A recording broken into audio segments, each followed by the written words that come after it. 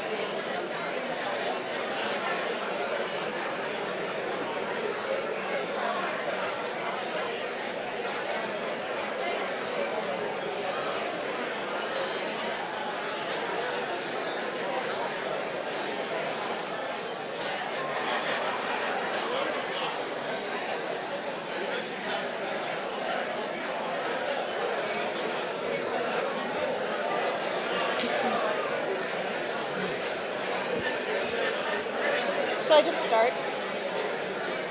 Where's Laura? Is Laura back there? Yeah? All right. All right, y'all. I'm going to get started. If I could have your attention, please. Shh. Oh, it worked. That's how I hush my infant daughter. It's cool that it works on such a big crowd, too. Good evening, everyone, and welcome. Welcome to the National Press Club. I'm Andrea Edney. I'm an editor at Bloomberg News, and I am the 111th president of the National Press Club. Thank you. Thank you all for joining us here tonight. The National Press Club is the world's leading professional organization for journalists, and this is one of our most important nights of the year, because this is the night that we recognize an outstanding journalist, or journalists, with our highest honor, the Fourth Estate Award. This evening dates back to 1973, when our first honoree was Walter Cronkite of CBS News. And we have a clip of Mr. Cronkite talking about the first of these dinners and what happened there. Let's give it a listen and a look.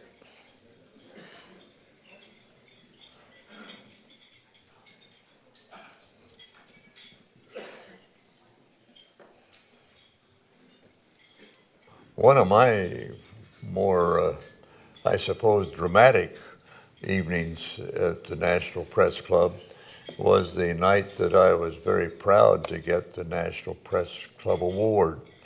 And I was making my speech from the throne, as it were, and I thought it was going quite well.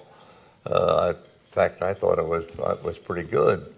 And then suddenly, one of my auditors out there, one of the audience, got up and left, and a few moments later, another one got up and left from another part of the hall, and then I saw messages being passed, and others leaving, and they obviously something about my speech had disturbed them.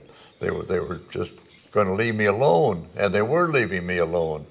And finally, some kind soul got up and said, "You may not know what's happened because you're up there at your podium, but the President Nixon, has just fired Archibald Cox, the special counsel who was looking into and supposed to be investigating the Watergate affair."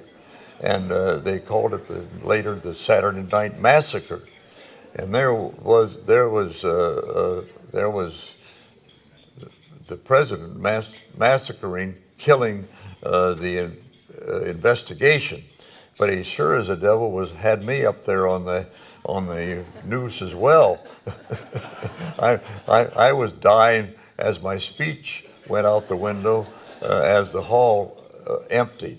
But of course, I myself was anxious then to get back to the CBS where I felt I might be needed. So my great speech from the throne sort of petered out.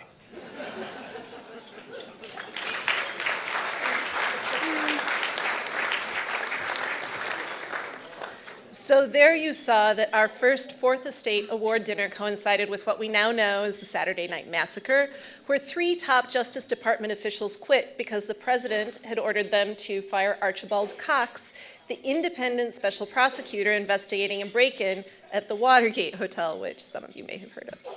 By Sunday, Archibald Cox had been fired and no longer had an office. He wanted to talk to the press. So he walked over here to the National Press Club, and we set up a room. A crowd filed in, there was a news conference, and there was a sense that the country could go on, even after the events of the previous evening.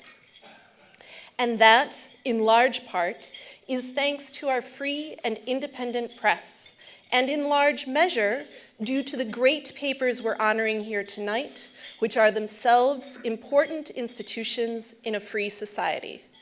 Now, excuse me for just 1 second. Yep, okay. Nothing from Special Counsel Mueller. See how far we've come? There's more where that came from. Other past Fourth Estate winners include Wolf Blitzer, Gwen Ifill, Andrea Mitchell, Bob Woodward, Jim Lehrer, Christiane Amanpour, and David Broder. We are also honored to have with us tonight Marvin Kalb, the moderator of the Kalb Report and our 2006 honoree. Marvin, will you please stand?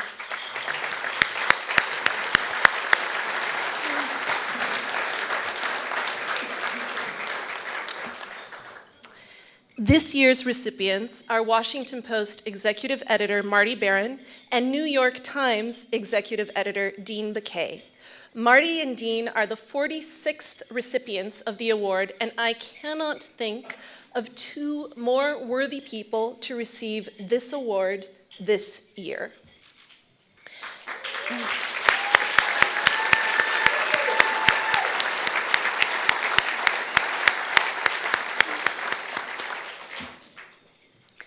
As editors of 2 of our country's most influential newspapers, both have risen to the challenges of our times and emerged as thought-provoking and pathfinding leaders.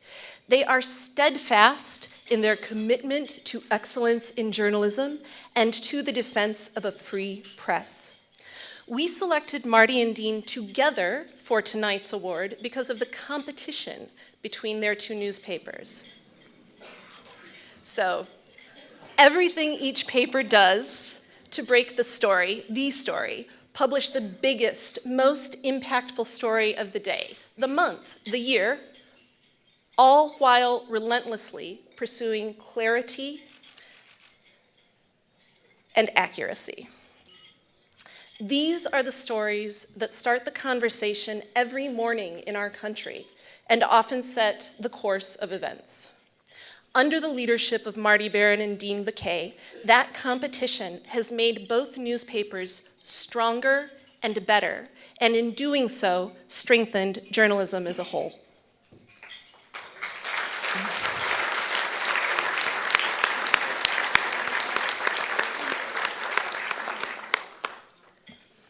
We are joined tonight at the head table by, starting from my far right, Fred Ryan, publisher and CEO of The Washington Post.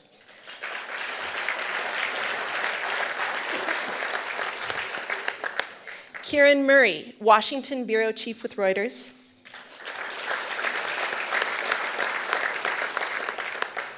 Walter Robinson, editor-at-large of the Boston Globe. Marty Baron, executive editor of the Washington Post.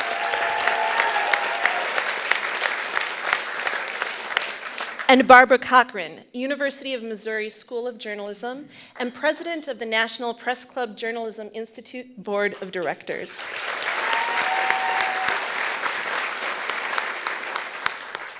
And to my left, we have Dean Baquet, the executive editor of the New York Times.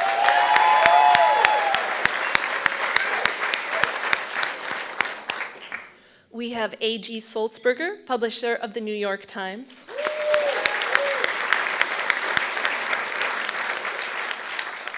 Elizabeth Buemiller, bureau chief for the Times here in Washington.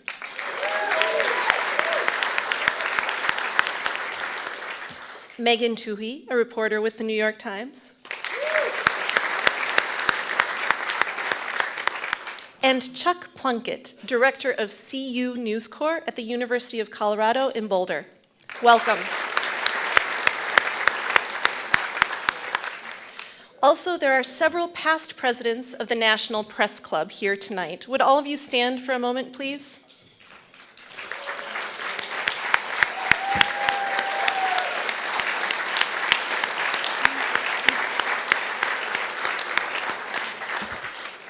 Thank you, and I'd like to acknowledge also our National Press Club Board, the board of the National Press Club Journalism Institute, the Fourth Estate Awards Selection Committee, and the dinner committee led by Rob Stoddard. Could you all please stand for just a moment? We appreciate everything that all of you have done.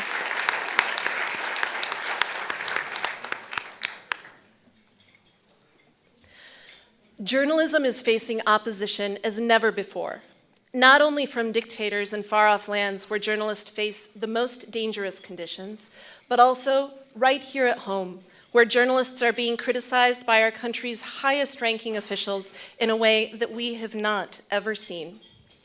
It's a call to all of us to stand up for the traditions of a free press and to continue reporting the facts so that the people, our citizens, can make informed decisions. This is something our Constitution protects and enshrines in the First Amendment. Today, I'd like to talk about a man who, even though he knew there were risks, cared about his homeland so much that he wanted to use his words and his experiences to make his country better. That country is Saudi Arabia, a nation that aggressively and violently opposes the free flow of information, and not just, as we now know, within its own borders. The man is Jamal Khashoggi. We now know that he was lured with assurances of safety to an embassy in Istanbul, a government building, a place of law where he should have been safe, and instead, he was murdered. For what? To quiet him, to take away his voice, to oppress. Maybe to send a message to those who dare call attention to the truth. At the National Press Club, we have a tradition of honoring journalists who are at risk or who have paid an unthinkable price to fight for press freedom for all of us. This honor is known as the John P. Aubuchon Award. It is what we can do here to help keep a spotlight on important cases and help ensure that the words and spirit of honorees endure for all of us. We're going to hear more about this award and about tonight's recipients. All of their stories are important and instructive, but before we do one more thing tonight, we are declaring Jamal Khashoggi as a 2018 Aubuchon honoree. Please join me.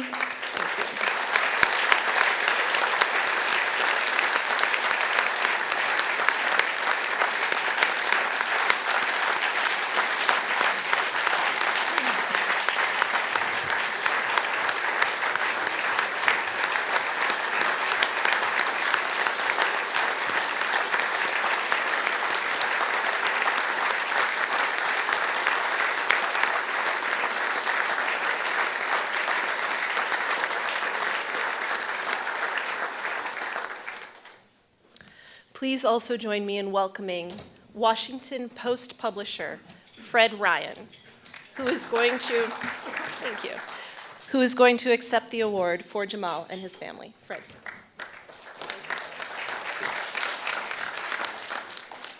Well, thank you, Andrea. And on behalf of Jamal's friends and colleagues at the Washington Post, I'm honored to accept this award. On an evening that celebrates great journalism and champions press freedom around the world, we appreciate the National Press Club for recognizing the work of Jamal Khashoggi. Jamal gave everything he had to journalism. He was singularly committed to the journalist's mission, which is to tell the truth.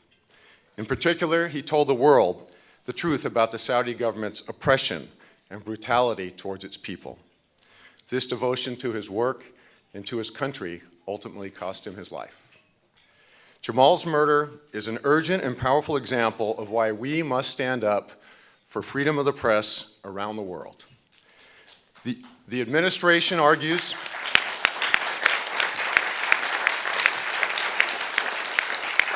that we should tread lightly on Crown Prince Mohammed bin Salman in order to, quote, protect our interests in the region. With potential commercial deals at stake, President Trump wants us to look the other way when it comes to the murder of an innocent journalist. He's ignoring the findings of America's intelligence services and wants to continue as business as usual with Saudi Arabia as though this state-sponsored act of terror had never happened.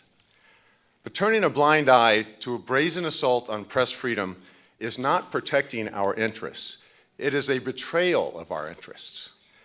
Business opportunities may come and go, but in the end, America's power is derived by America's principles. And abandoning those principles sends a dangerous signal to a volatile region. It delivers a message of appeasement to ruthless tyrants around the world. If those who commit terrorist acts against journalists get away with their crimes, it only invites more of the same. If the Crown Prince of Saudi Arabia faces no consequences for Jamal's murder, every journalist in every country around the world may be at greater risk. Although President Trump has failed to stand up for America's values here, Congress can. They can insist on an honest accounting of what happened to Jamal. They can demand an independent, thorough investigation into this killing, no matter where it leads. And they can use their powers to impose true penalties on the regime that murdered Jamal. In the wake of this outrage, the investigative reporting in the Khashoggi case has shown the importance of truly great journalism and what it can do. Uncover facts that others would like to keep hidden. Help deepen our understanding of the world and hold even the most powerful to account. Well, it's so fitting that the National Press Club is bestowing the Fourth Estate Award on the leaders of two news organizations that have done such exceptional reporting on this heinous act and the efforts to cover it up. Both the Washington Post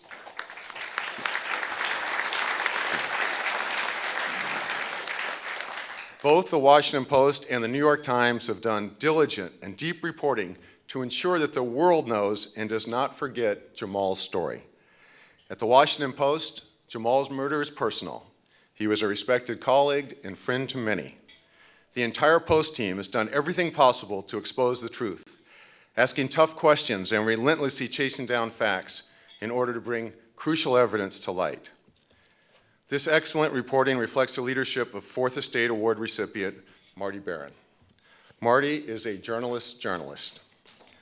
He sets high standards and he sees the stories that others overlook. He asks questions that no one else thinks of and never lets an investigation rest until the public has the answers it deserves. I'm grateful to have him as a colleague and a friend, and so pleased to see him honored this evening. It's great.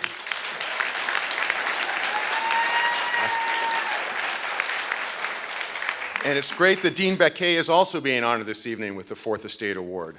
Under his leadership, the New York Times has done exemplary reporting on Jamal's murder, with one groundbreaking story after another on the Saudi government's cover-up. Their work is a testament to Dean's solid news judgment, his journalistic values, and his unwavering commitment to his profession.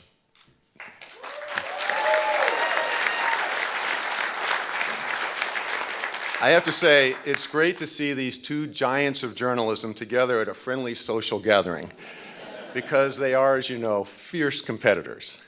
but I know for a fact that they genuinely like, respect, and admire each other. But you don't want to be near one of them when the other one has a big scoop. But most importantly, at a time when the press is being smeared as an enemy of the people, Marty and Dean are living counterexamples, trusted journalists of the utmost integrity, committed to public service. These men are servants of the people, and we are indeed fortunate to have them at the helm of these two important newsrooms.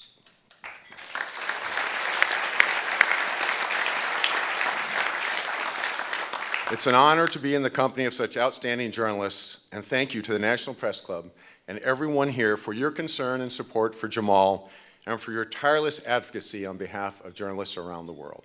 Thank you.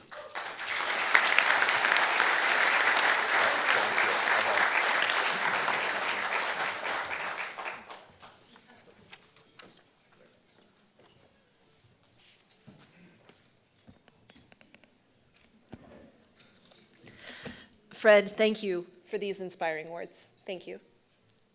Now to introduce our other Aubuchon winners and to tell us more about the National Press Club Journalism Institute is its board president, Barbara Cochran.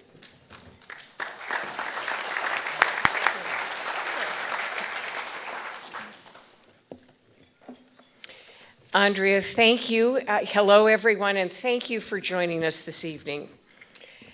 So if you haven't gotten the message already, here's the nut graph. Freedom of the press, both abroad and at home, is the top priority of the National Press Club and its nonprofit arm, the Journalism Institute. It has to be. For yet another year, people and forces who see a free and independent press as a threat to their power are explicitly targeting journalists. We must call out this behavior, and we must not let the victims be forgotten. That is why it is so important to recognize Jamal Khashoggi, and it is why we are honoring the work of the other recipients of this year's Aubuchon Awards. Nor are these the only free press heroes we honor tonight. We think tonight of Jason Rezaian, the 2015 Aubuchon Award recipient. Jason spent 544 days in an Iranian prison before he was freed, thanks in large part to the work of many people in this room tonight, including the Washington Post, for whom he worked and works. And I'm happy to say that Jason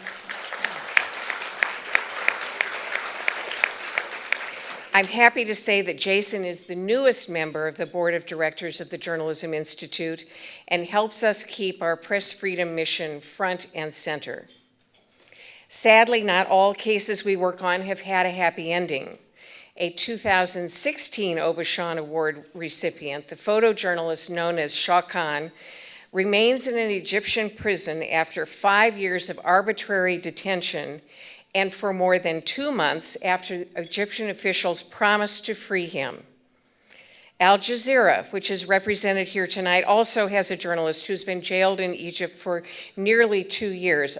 I'd like us to show our support for our colleague in the prison in Egypt of Al Jazeera by recognizing Al Jazeera and asking them to please stand.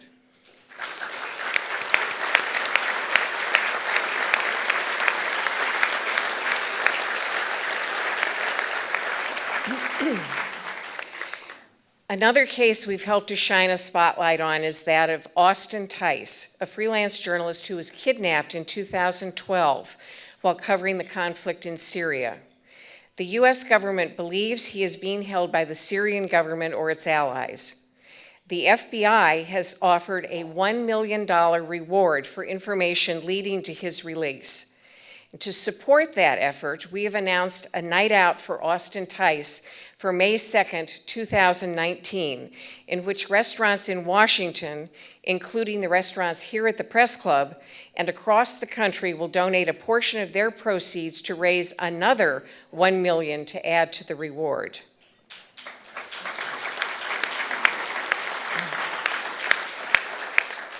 Threats to a free and independent press don't happen only overseas.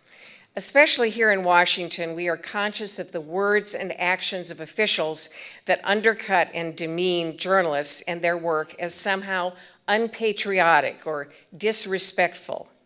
The press's job is not to report things as positively as possible. It's to report things as truthfully as possible.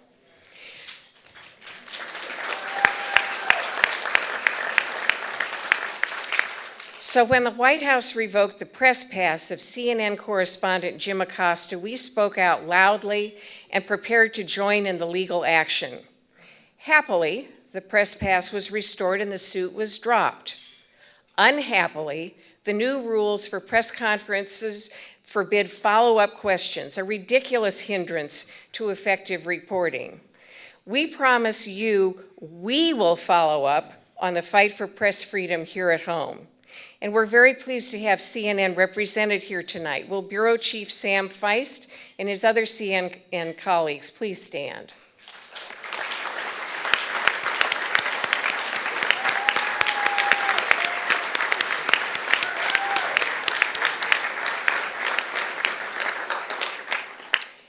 Throughout the year, the leadership of the club and the Institute have worked tirelessly to secure the freedom of our 2017 Aubuchon recipient, Emilio Gutierrez Soto. Just 1 year ago, Emilio stood here and spoke so eloquently of the dangers he and other Mexican journalists face from government-sanctioned threats, violence, and even murder. Just a few months later, Emilio was detained by U.S. immigration authorities and held along with his son for 8 months. Thanks again to the efforts of many in this room, Emilio is now free and studying at the University of Michigan on a year-long Knight Wallace Professional Journalism Fellowship.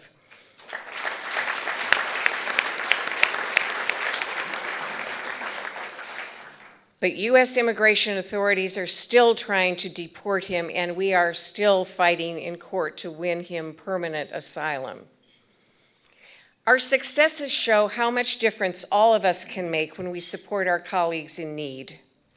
And where our colleagues are still imprisoned or in danger, we must never, never stop fighting.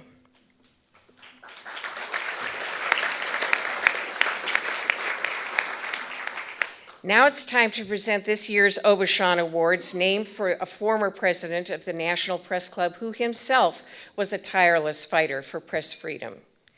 This year's international recipients are Wa Lone and Ja So-u, who are journalists for Reuters in Myanmar.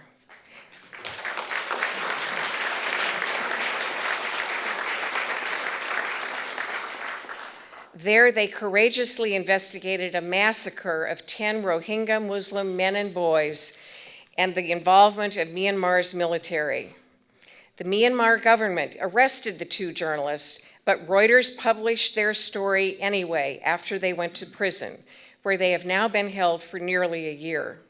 In September, the 2 were sentenced to 7 years imprisonment, a sentence that Reuters is appealing.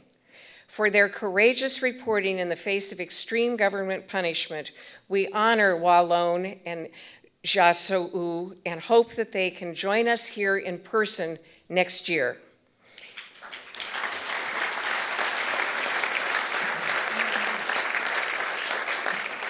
In their place, Kieran Murray, the Washington Bureau Chief for Reuters, is here tonight to accept the award on their behalf. Kieran.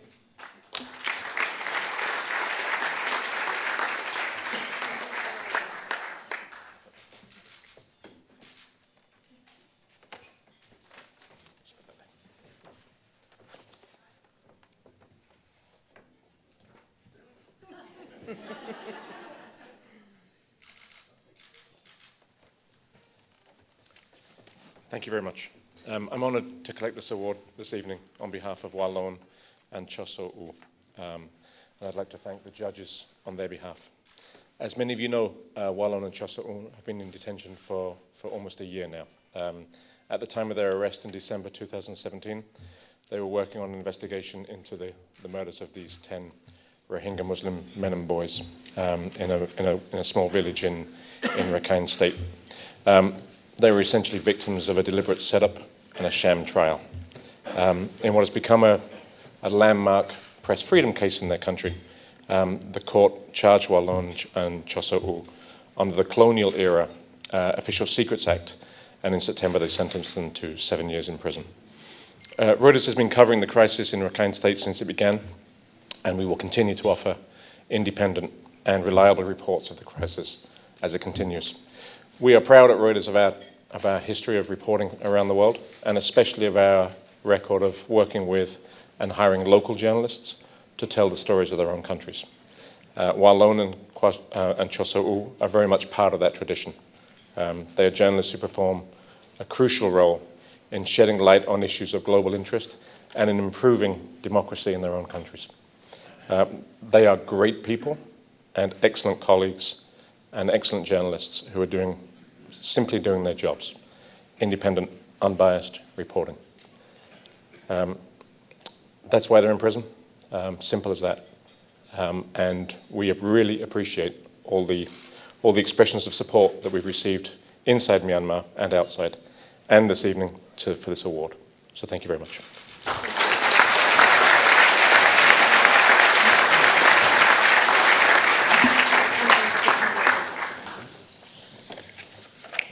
Thank you, Kieran, very much. We appreciate your being here and send our best wishes to you.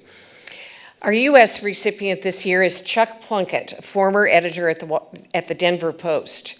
In April, Plunkett was responsible for producing a special 6-page editorial section of the Post that took the extraordinary step of criticizing the paper's owners, a private equity company called Alden Global Capital. Plunkett resigned from the Denver Post on May 3rd after the paper tried to block him from publishing another editorial criticizing the ownership. He is now director of CU News Corps, which produces student journalism at the University of Colorado at Boulder. Please join me in welcoming Chuck Plunkett to the podium.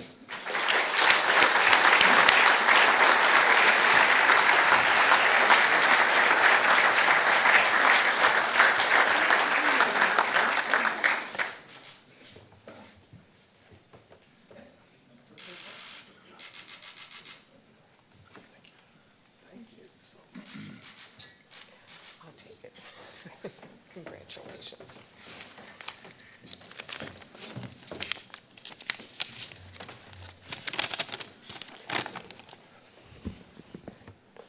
Good evening.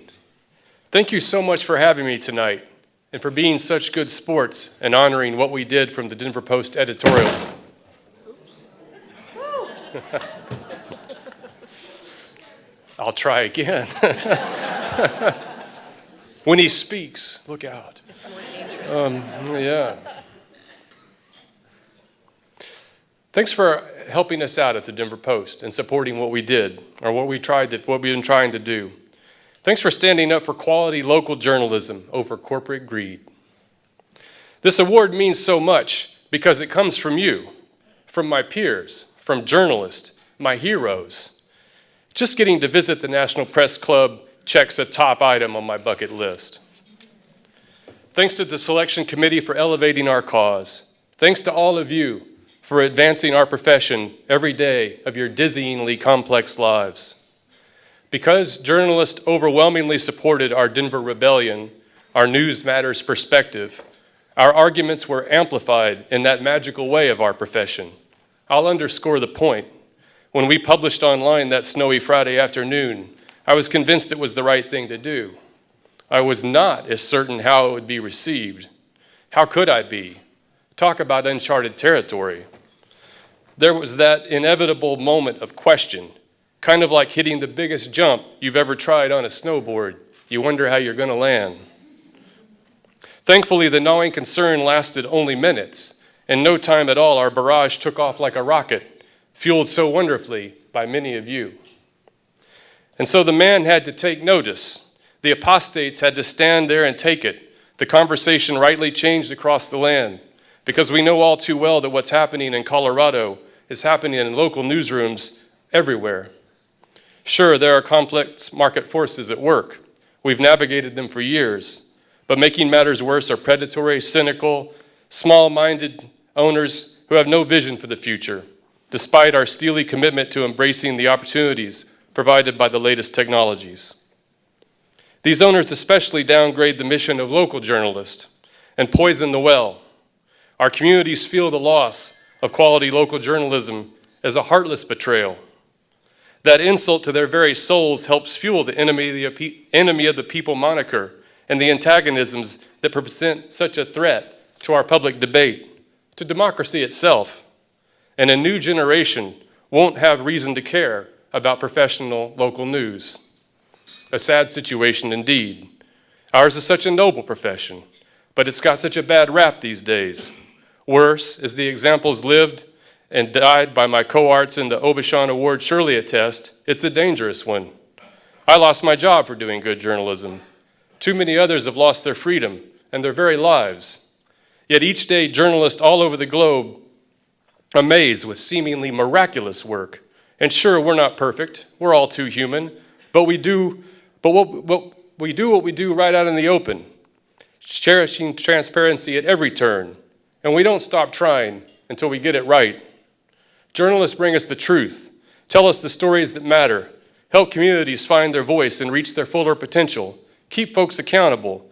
Journalists help us deal with tragedies, shameful failures of the human spirit, cowardice and brutality. They bring us incredible stories about selfless acts of compassion and love. They enable justice, celebrate the heroic in us, the courageous and wise. They challenge us to think for ourselves and give us the tools to demand better. They provide the information we need to make sense of our lives and understand each other. We need owners who understand the importance of our mission and who support it as if the health of our communities and nation depends on it, because it does. Yes, other problems confront us and add to the bad rap. We ought to stand up more often and more vigorously to those willing to give in to the temptations of partisan echo chamber outlets and biased reporting. But that's another subject for another day. Thank you for this wonderful gift, and please accept my return compliment. In all my adult life, what I've consistently most wanted was to be like you all. I wanted to be known as a good, solid journalist and writer, one who plays by the profession's rules and abides by its ethics, to live up to the example so many of you provide. Every time I get to call myself a journalist, it makes me proud. Thank you for all you do.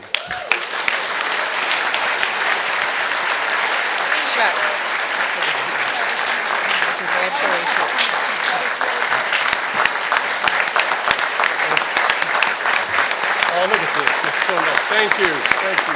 Thank you.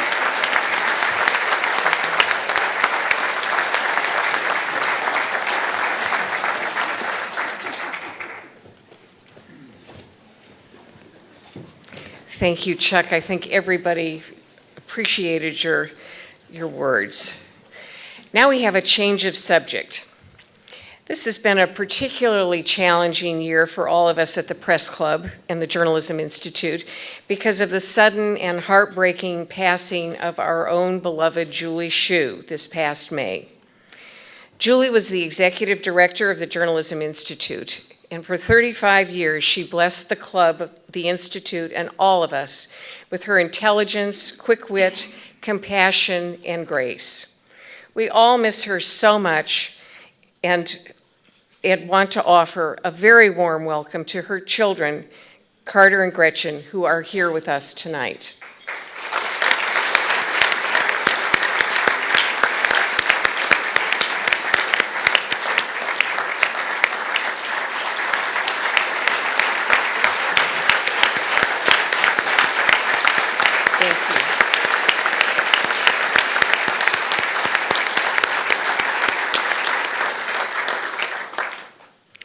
One of the Institute's activities that was very close to Julie's heart was our scholarship program. Each year, the Institute awards 3 scholarships. This year's winners are Bianca Fortis of Brooklyn, New York, attending Columbia University, Corey Johnson of Wauseon, Ohio, attending the University of Missouri, and Tony Madden of Battlefield, Missouri, also attending the University of Missouri. And I swear I had nothing to do with the judging. The students received their scholarships at the Press Club's awards dinner last August. So tonight, it's my honor to announce that in recognition of Julie's remarkable contributions to this organization, the Board of Directors of the Journalism Institute has designated one of its scholarships as the National Press Club Sponsorship for Diversity in honor of Julie Hsu.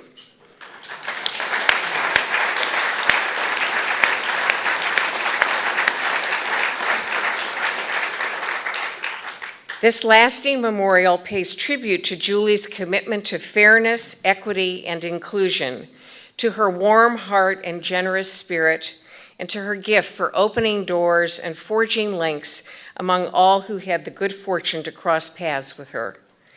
It is our way of saying thank you and preserving the legacy of the wonderful person who laid the foundation for the Institute's important work now and well into the future. And now I'll turn the podium back over to Andrea.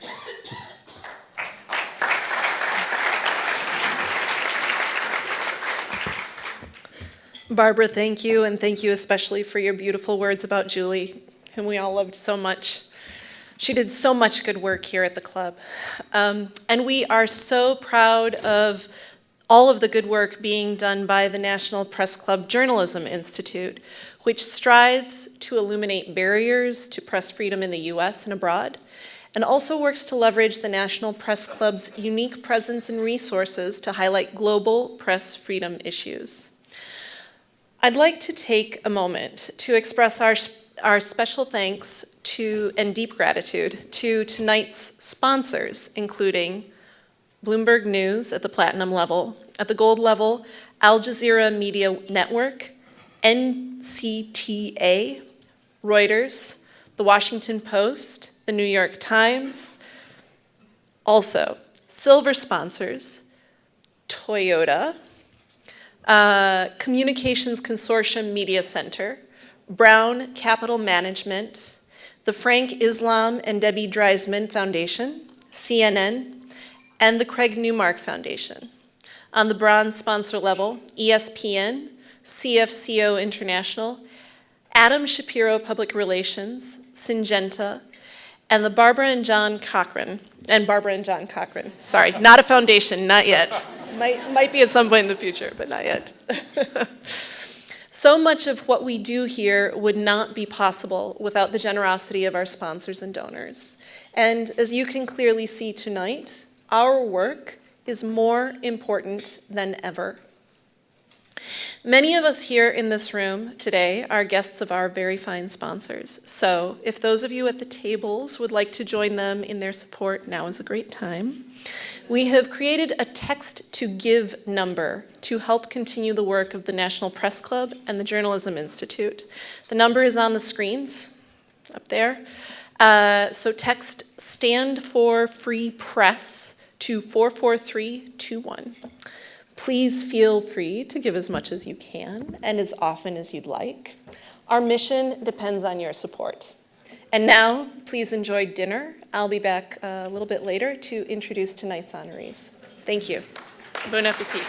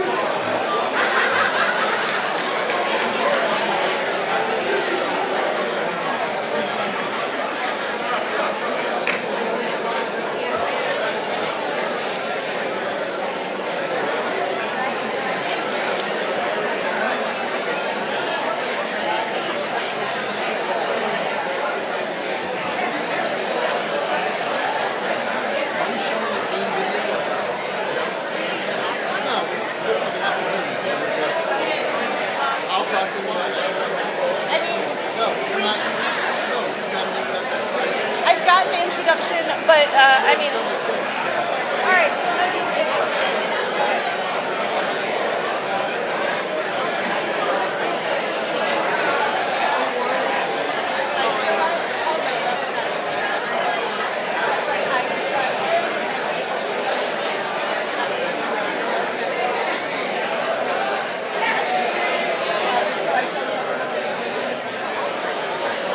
It is, and I felt like I was involved in the picture.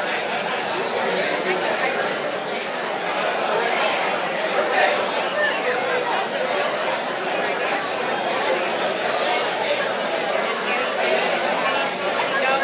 told me no, it's just the picture.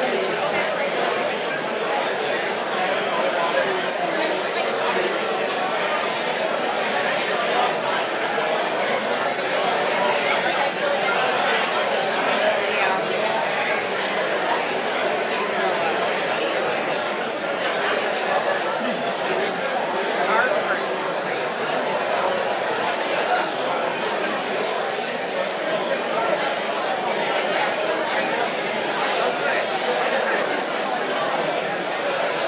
I realize. I'm gonna crouch.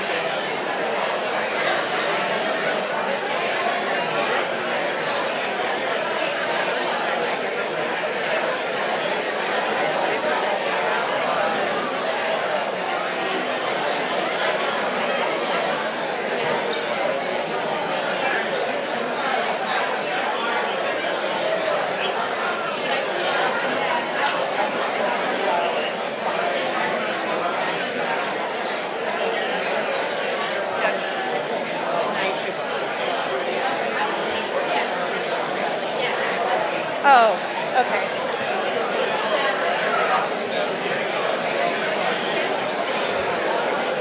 Do we want to put the slide back up of the text to give? And I'll tell them one more time at the beginning. I'll tell them one more time right now.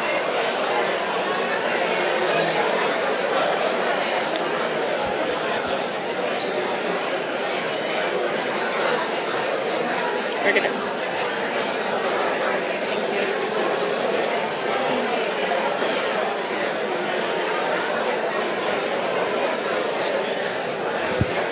So everyone, if you could start making your way back to your seats. I love seeing everyone talking. I would love to keep circulating and talking to people at tables, but please take your seats. Hello, take your seats. Take your seats.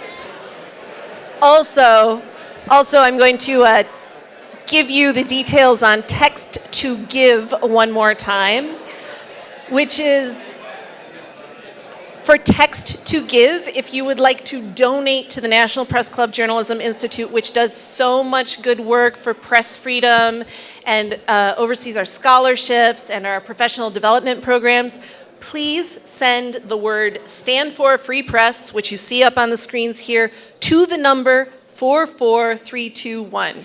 So you type in, thumb in, whatever, 44321, and you send the word Stand for Free Press, and you can donate to the National Press Club Journalism Institute. So I am going to get started with the rest of our program now. So welcome back.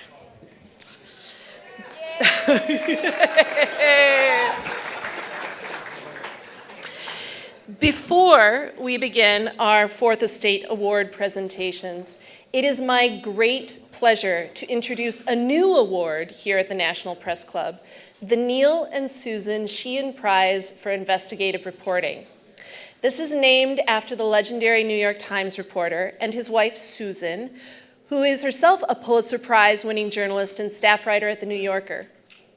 This award honors the Sheehan's extraordinary commitment to the principle that a vibrant democracy depends on an informed citizenry and a free press. It is particularly appropriate that we share this award with you tonight while we honor the New York Times and the Washington Post. Financial support for the Sheehan Prize is provided by an endowment from Ralph Krauss and Dr. Marianne Schulein, longtime friends of the Sheehans. I'd like to personally thank both of them. We are delighted that they were able to join us tonight. They're over here. If you can put your hands up so that people can see where you're sitting. There they are. There they are.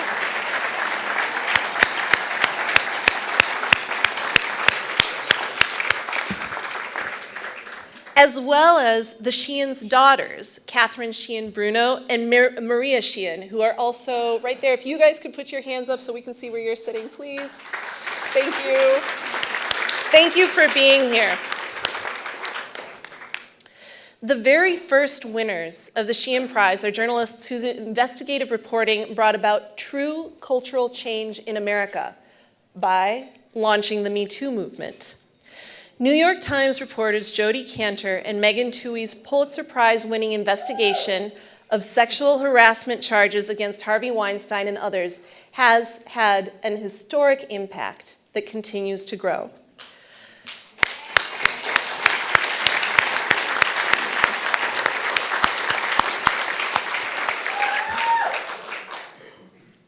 We are delighted to award them the 2018 Sheehan Prize for Investigative Journalism.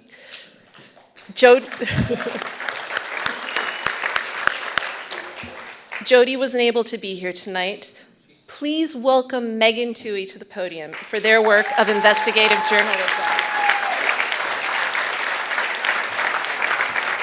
Allow me to dedicate this award and here.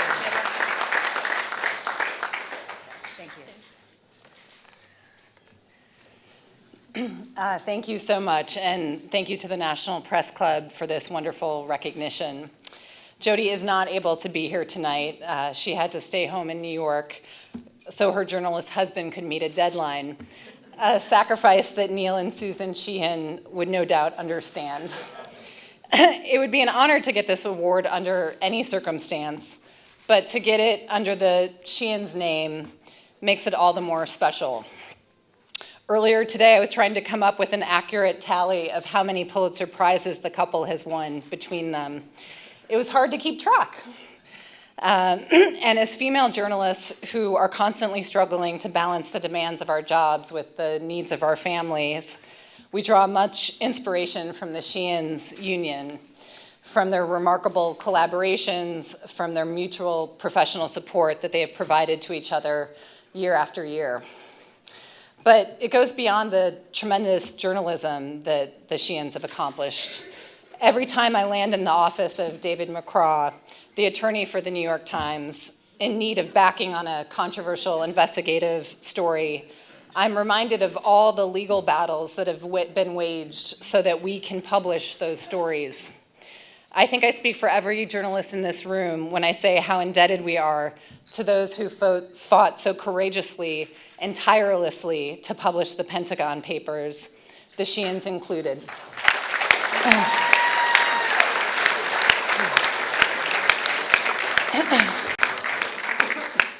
When we started the Harvey Weinstein investigation, we were well aware that many other journalists had tried and failed to do the story.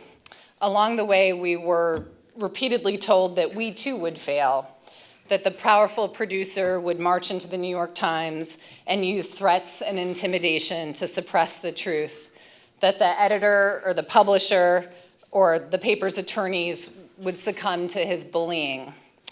Nothing could have been further from the truth. The Times' commitment to exposing sexual harassment was fierce, and it stretched back months before we made our very first phone call on Weinstein. In April 2017, our colleagues Emily Emily Steele and Mike Schmidt, who's here tonight, broke an incredible story. They uncovered millions of dollars in payoffs that Bill O'Reilly had paid to silence women who accused him of sexual misconduct. The financial trail was stunning, and the public was outraged. So were Fox advertisers. And it was a key turning point.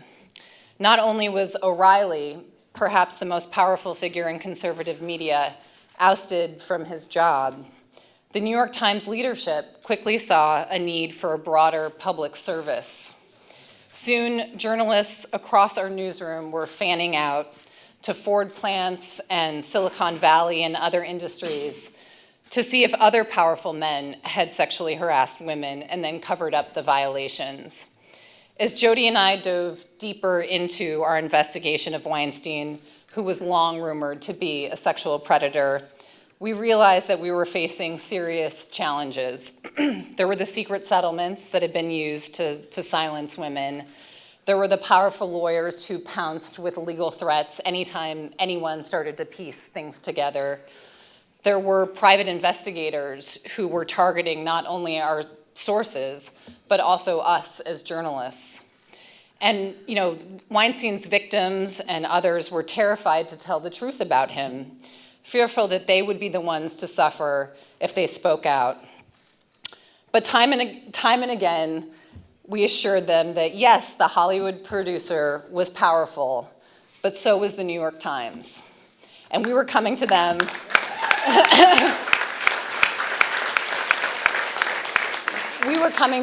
with the support of the entire organization. Dean Baquet and Matt Purdy, working under unimaginable pressure in an astounding news year, made it clear exactly how we were to deal with Weinstein and other subjects of our investigation, firmly, fairly, and most of all, on the record. Rebecca Corbett, the investigations editor, was so deeply at one with the project that she stayed in the newsroom until 3 a.m. to worry about every single choice of word. The legal threats came as expected, but at every turn, David McCraw was there too, fiercely defending us.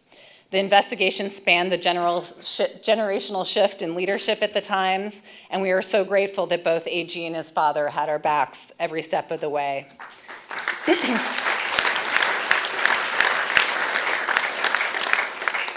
In the end, the institution rose up behind us to confront bullies and protect the vulnerable. And in doing so, it helped create a safe platform for countless other victims to share their stories. And this award is also for them. Thank you so much.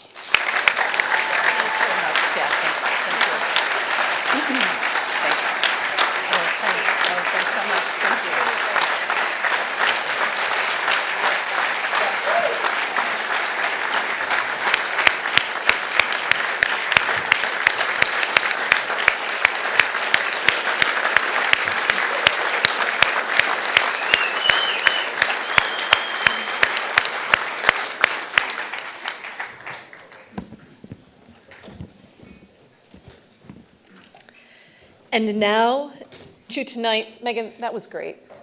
Really, yes. Phenomenal. Yes. Thank you. And now to tonight's Fourth Estate honorees, starting with the New York Times executive editor, Dean Baquet.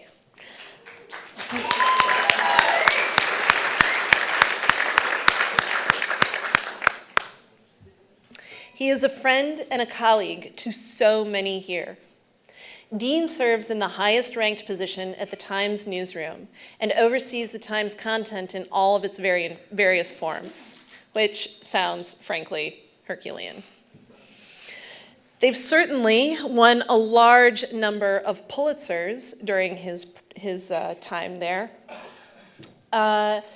He has also served as the managing editor of the Times, and before that was bureau chief for the paper here in Washington. He has also worked at the LA Times, the Chicago Tribune, and the Times-Picayune in New Orleans. While at the Chicago Tribune, he was awarded a Pulitzer Prize in 1988 for investigative reporting on corruption in the Chicago City Council. Great prep for today's challenges in Washington. Our first tribute to Dean is from Elizabeth Buemiller, the bureau chief of the Times here in Washington. Elizabeth.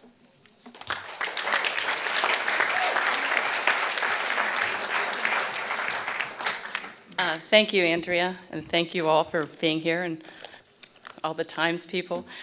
You all know about the great and very public accomplishments of Dean. You've just heard them. The greatest editor in the history of the New York Times, the dozen Pulitzers I counted on his watch as executive editor, the biggest ever 1,400 member staff, our record high readership, his leadership of the Me Too stories, the Russia investigation, our climate coverage, the 18-month investigation into the Trump family finances, and much more. But I've been asked tonight to tell you what it's like to work for Dean. Dean gets so excited about stories, particularly about the Robert Mueller and the Russia investigation, that he loves nothing more than a good 7:30 a.m. Saturday conference call. This is a true story. It may have been a brutal week, but Dean is raring to go, ready to pull together any strands we may have left on the floor late Friday night. I've learned to pick up my iPhone on Saturday mornings with great trepidation, and I look, and yes, there it is. Before I've had my coffee, the dawn email from Dean. Let's have a conference call. What more could you want to start your weekend? Dean gets so excited about stories that the Times is broken that I am reliably told that he sometimes chest bumps other editors in New York. Dean tries very hard not to dictate, and we all appreciate that. What he does instead is say, now, you don't have to use these words, and of course you'll have to do the reporting, and I'm just making this up, and please use your own words, but what if the lead said this? I have a lead here, but I won't read it. Dean has been extremely generous to the Washington Bureau about adding new staff under the onslaught of Trump, as he often reminds me. So when you want to hire someone who's absolutely fantastic, who's willing to start yesterday, who's been beating us on big stories, and might actually make the jump from the Washington Post, Dean will ask, is this the absolute best person in the world we could hire for this job? Are you sure? The absolute best. Shouldn't we look further? So Dean is very attentive and likes to ask if you had a nice holiday and what did you do? The answer for me is, well, I watched 6 episodes of The Crown. What did Dean do? He read poetry. This is really true, and he reads fiction. Dean, who does not own a television set, reads fiction to relax. I heard a gasp. His wife, who's here, Dylan Landis, is a wonderful novelist. Dean understands,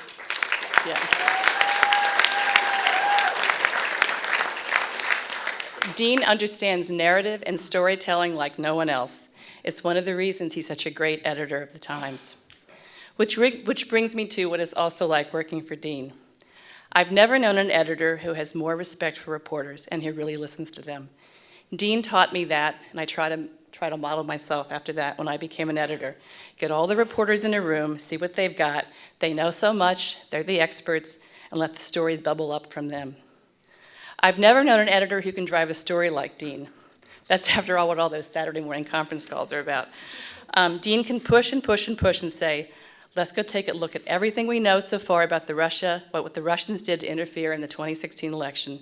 The result, there's a lot of results. Most recently was the fantastic Plot to Subvert an Election by Scott Shane and Mark Mazzetti. Mazzetti's here now. I've never known an editor who was a better editor, who could get the big idea. Reporters who were too far submerged in their stories when he was Washington bureau chief would walk into his office and ask him, why am I writing this? And Dean would say, well, what do you got? And reporters would say this and that and this, and then Dean would say instantly, well, here's your nut graph, and he was always right. I've never known an editor who was more inspiring than Dean. Dean is, in fact, the reason I wanted to become an editor myself after many, many years as a reporter. When he came back to the Times as Washington bureau chief after editing the LA Times, he brought this great jolt of energy and excitement to the bureau. I quickly saw, as a reporter, how much pleasure, how much joy he got out of working with reporters and editors and making our stories better and just in setting the agenda. I also saw, and it continues to this day, what a big difference one person can make in the bureau, at the Times, and really to our democracy. So thank you, Dean. And now, I'm honored to introduce our brilliant publisher, A.G. Sulzberger.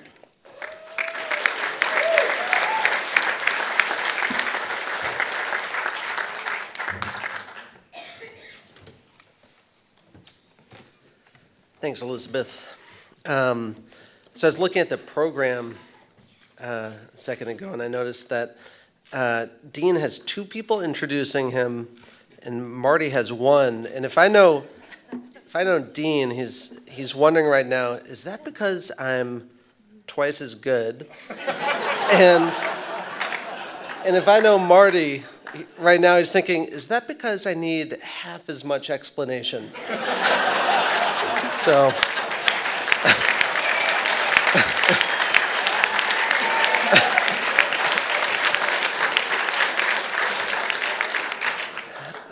so I am also going to talk a little bit about what it's like to work with Dean. And for those of us who have labored by Dean's side, there are a few enduring images we have that are etched in our mind. It's him on election night in 2016, an oasis of calm in a newsroom frantically redrawing a front page to scrap the headline, Madam President, unmistakably ready for the biggest story in a generation. It's him commanding a conference room of reporters and editors, asking just the right question to probe deeper or move a reluctant source on the record. It's him leaning back in his chair with a rough draft of the next bombshell in his hand and a sparkle in his eye. And if you talk to any of the 1,400 journalists who work for Dean, they'll all say the same thing. There is nothing Dean loves more than a great story.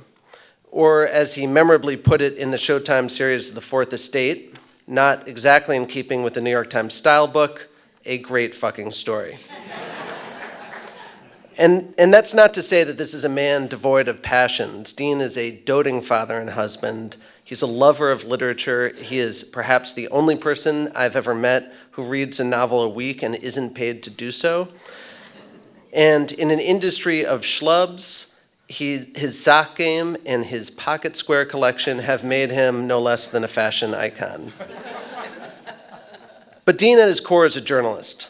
And from chasing leads at his hometown Times-Picayune to his Pulitzer-winning work exposing corruption at the Chicago Tribune to his uncompromising leadership at the LA Times and the New York Times, Dean's career has reflected an unyielding, unapologetic commitment to the craft and values of great journalism at every turn. And I used to think it was surprising that this old school guy with this old school pedigree ended up being the leader who transformed this tradition-bound newspaper into a vibrant and ambitious digital report, more ambitious than anything that came before it. And I'm pretty sure that this is, after all, a guy who still thinks podcasting is a type of fly fishing. And yet he oversaw the creation of the nation's most successful downloaded podcast, The Daily. But I've come to realize that it's actually that Dean was able to transform the Times because he appreciates that in this moment of unrelenting economic pressure and digital disruption, that the long-standing values that have guided our profession must continue to serve as our North Star: fairness, accuracy, independence. And that means maintaining a bedrock commitment to original, expert, on-the-ground journalism, and holding tight to the belief that journalism and reporting has the ability to make the world a better and more just place. That means reporting on child starvation from the front lines of Yemen.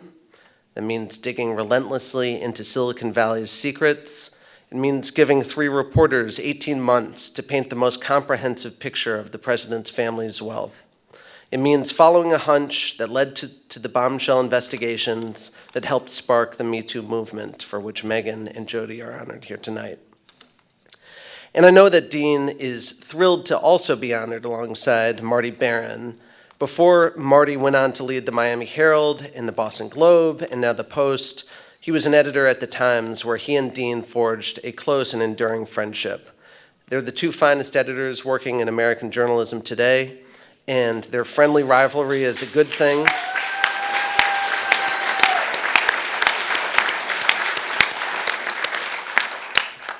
and their friendly rivalry is a good thing for a country in need of more great journalism. And so on behalf of all my colleagues at the Times, I'm delighted to present this award to a visionary leader, a badass journalist, and one of the people I admire the most, Dean Baquet.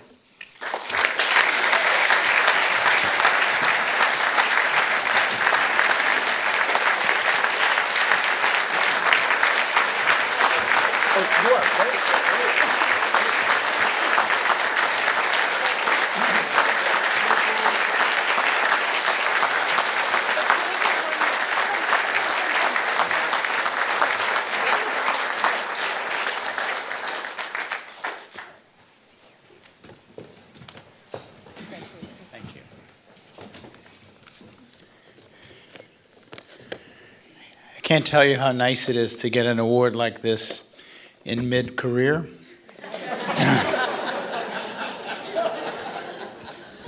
It inspires me for the many years to come. Actually, it is inspiring to be here with people who make journalism great every day in the face of remarkable odds, who write and explain and craft and strive on deadline, from pulling together alerts to writing the takeouts that inspire movements. It really is an honor to share this with Marty, a great competitor, and an even better friend. His previous newspaper altered the Catholic Church in America, and his current one is doing powerful work on the dominant story of our era.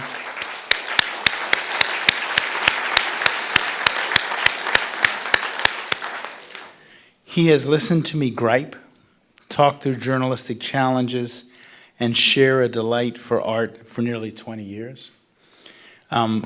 Many of my friends and his friends know this, but I should probably announce this now. We're retiring together. We've got so many awards together and given so many speeches together that we're incorporating, and we will be doing weddings, supermarket openings, and bar mitzvahs. We'll be putting up our price list later. It's humbling to be here also at a time when the Khashoggi family is being honored. He was an inspiration to all of us, and his murder challenges the morality and the journalism of our country.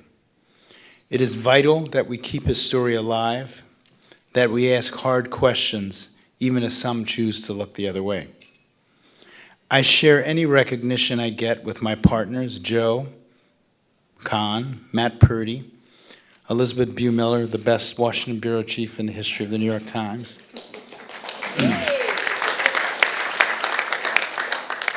Allison Mitchell, Rebecca Blumenstein, all of whom have made me look better, far better than I am. And A.G. Sulzberger, who I believe in my heart will stand as the most important media leader of his generation.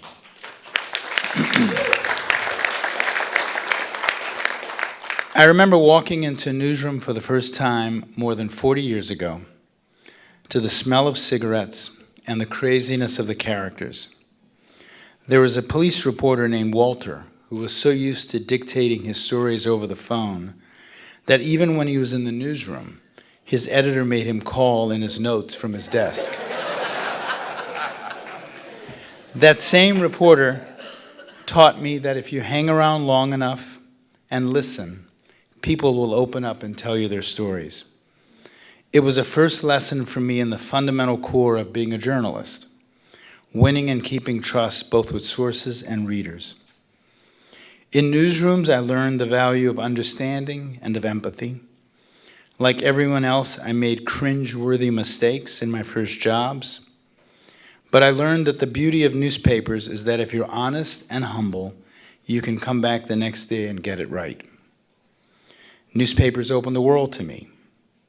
In newsrooms, a kid whose parents didn't finish high school learned to talk sympathetically to crime victims, open-mindedly to cops, boldly to powerful politicians and rich people, and knowingly to the very people my father served as a mailman and my grandmother served as a maid.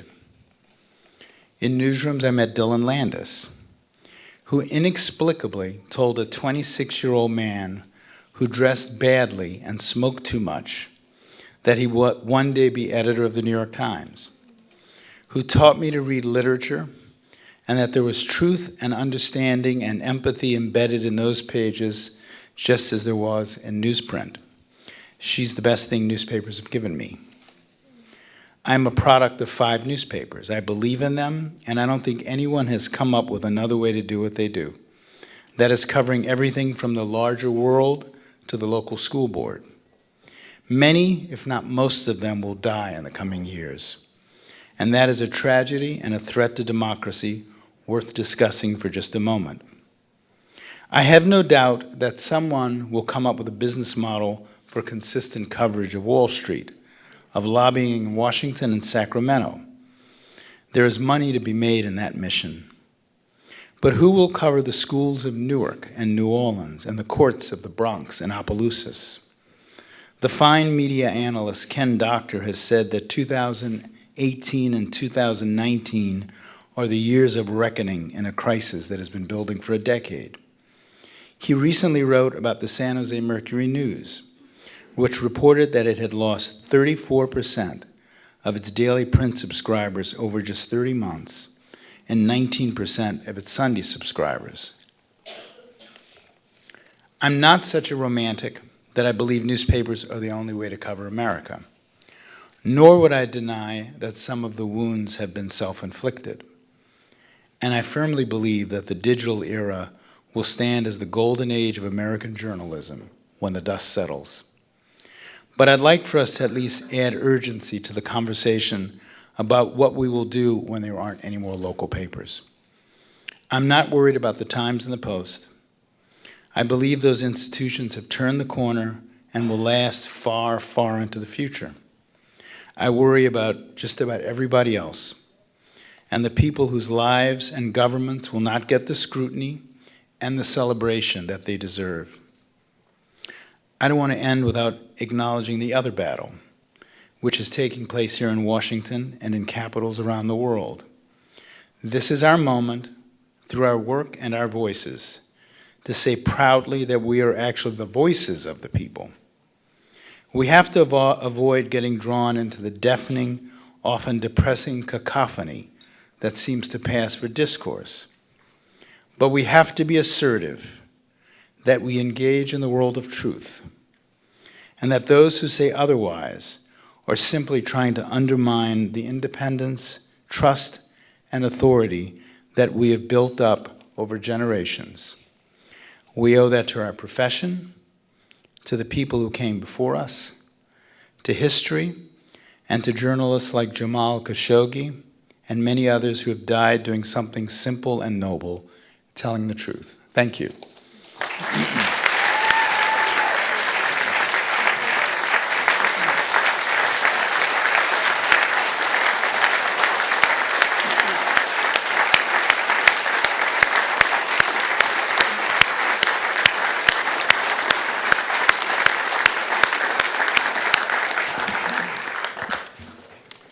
Dean, thank you. Thank you. Next, we have Marty Baron, who became executive editor for the Washington Post 5 years ago.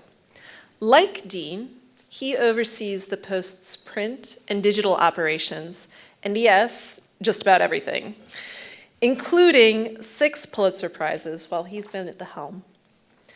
Marty came to the Post after 11 years at the Boston Globe, where the investigative team series about the concealment of sex abuse in the Catholic Church was recently portrayed in the Academy Award-winning movie Spotlight. Marty was played by Liev Schreiber. He has also held top editing positions at the New York Times, the LA Times, and the Miami Herald. Marty is a member here at the National Press Club and has also served on the board of the National Press Club Journalism Institute. So thank you, Marty, for serving. His profile, like that of his co-honoree, has risen greatly during the administration of Donald Trump as the press has come under increasingly frequent attack. His response to that has become a motto for these times: We're not at war, we're at work. Please turn your attention to these screens to learn more about the Washington Post's Marty Baron.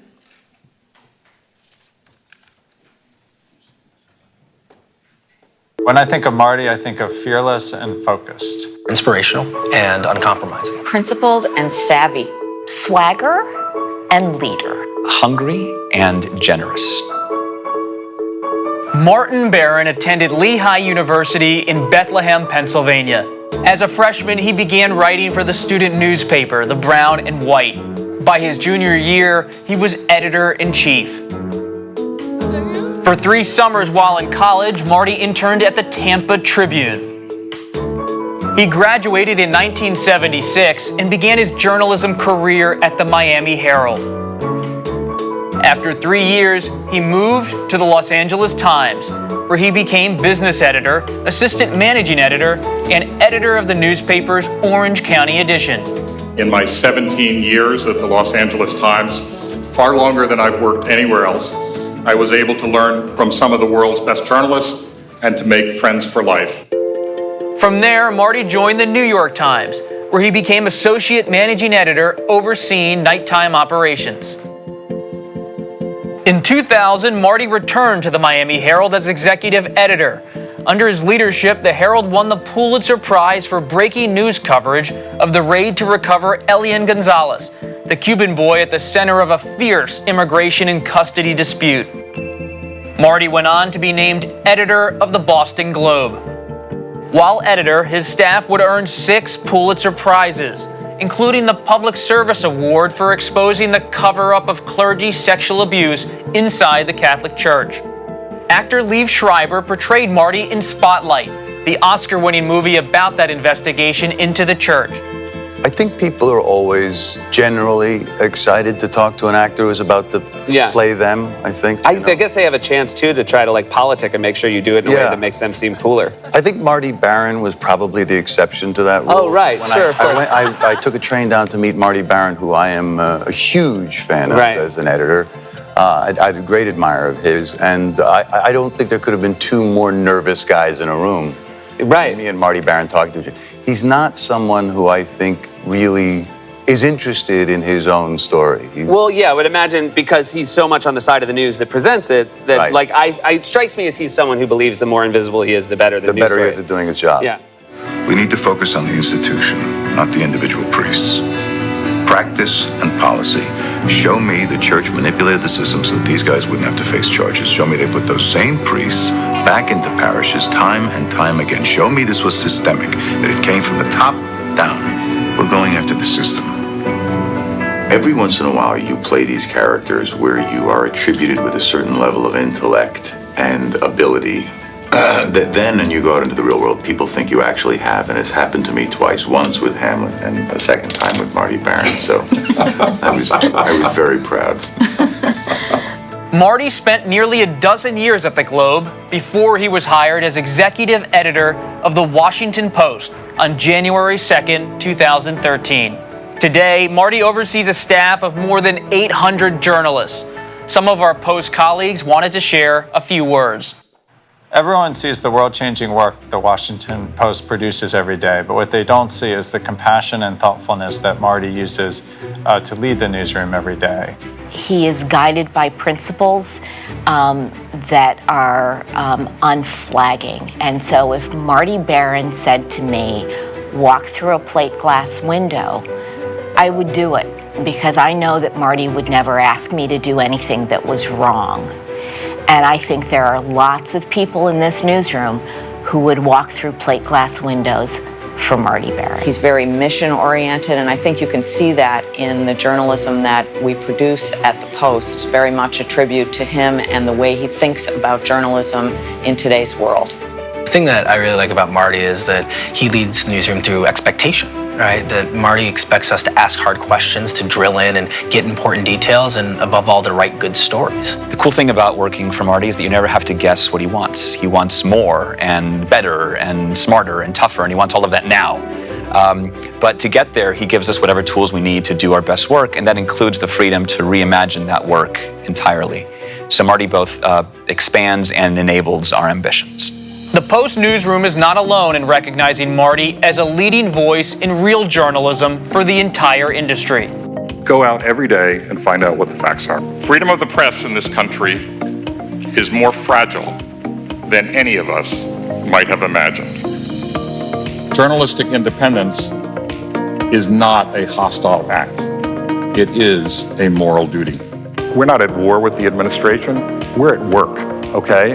We're doing our jobs as the press and what we're expected to do. The Washington Post newsroom is fortunate to have a fearless leader in Marty Baron. I'm proud to call him my colleague and my friend. He leads a formidable team, one that is relentless in pursuit of the truth, produces unparalleled journalism, and is an innovator in news technology. While he's at the forefront of this rapidly changing model of journalism, Marty is committed to upholding the highest standards and values of our profession. When you walk by Marty's office, you see his glass wall that's covered with letters from readers. One that caught my eye reads, "Thank you for your undaunted courage and persistent resolve to report the news as it actually happens." I want to echo that gratitude. On behalf of everyone at the Washington Post, we congratulate Marty on this well-deserved honor. Cheers, Marty. Hi, Marty. That was great.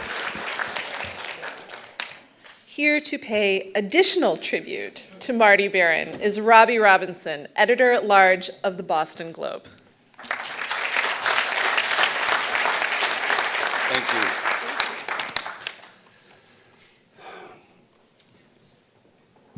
You know, Marty, I'm taken aback at all the accolades that have been showered on your competitor. And nobody told me I was supposed to say anything nice about you. I mean, you know damn well I would not walk through a plate glass window. Anyway.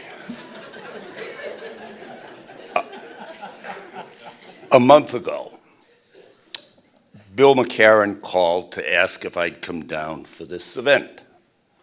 He wondered if I'd focus on the funny side of Marty. The silence was so prolonged that Bill thought it was a dropped phone call. I finally said, "Has he become funny?"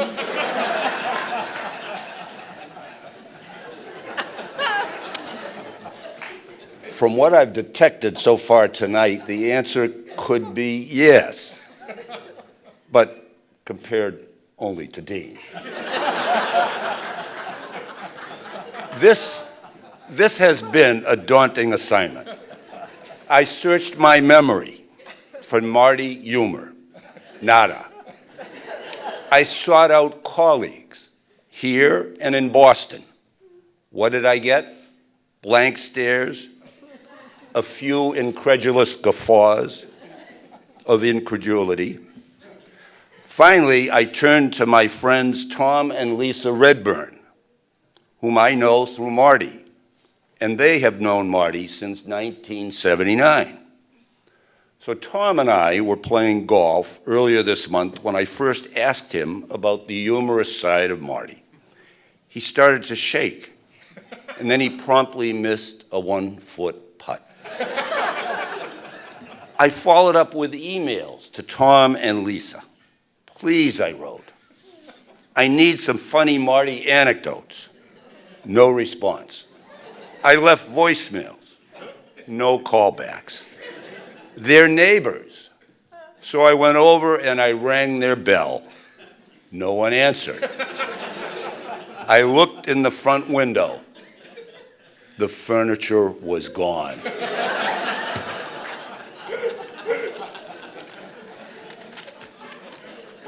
You get the picture. Now, to those video testimonials you have just seen, please pay them no attention. They're from people who owe Marty their jobs, their future, their promotions, their front page bylines, their pensions. They're even beholden to him for Whole Foods romaine lettuce that doesn't have E. coli. I owe Marty Baron nothing. So believe me, not them. Marty left the Globe 6 years ago in January. But he valued so many Globe reporters that he continued to oversee their work. How is that possible? He hired them all. Lots of them. This is one area of competition between the Times and Post where Marty has beaten Dean like a rented mule. You think I'm kidding? Recently, he hired away our Washington bureau chief, Chris Rowland, and reporter Matt Visor. 3 weeks ago, I saw Annie Linsky, the deputy bureau chief, in the Globe newsroom. Ha, I said to her, you must be here so Brian can name you the bureau chief. She hemmed and hawed, and she said, well, actually, I'm here to tell Brian I'm going to the Post. So in 2015, picture this, the Globe's DC bureau was 5, Rowland, Visor, Linsky, Mike Kranish, and Tracy Jan. All 5 now work for the Post.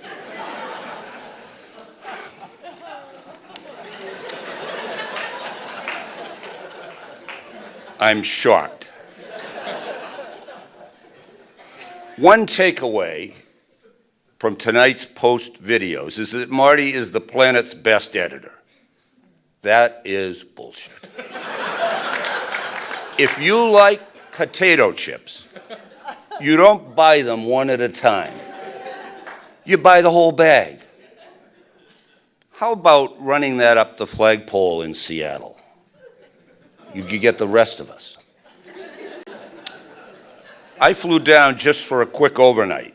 But just in case, Marty, I booked a room at a chain called Extended Stay America. Marty and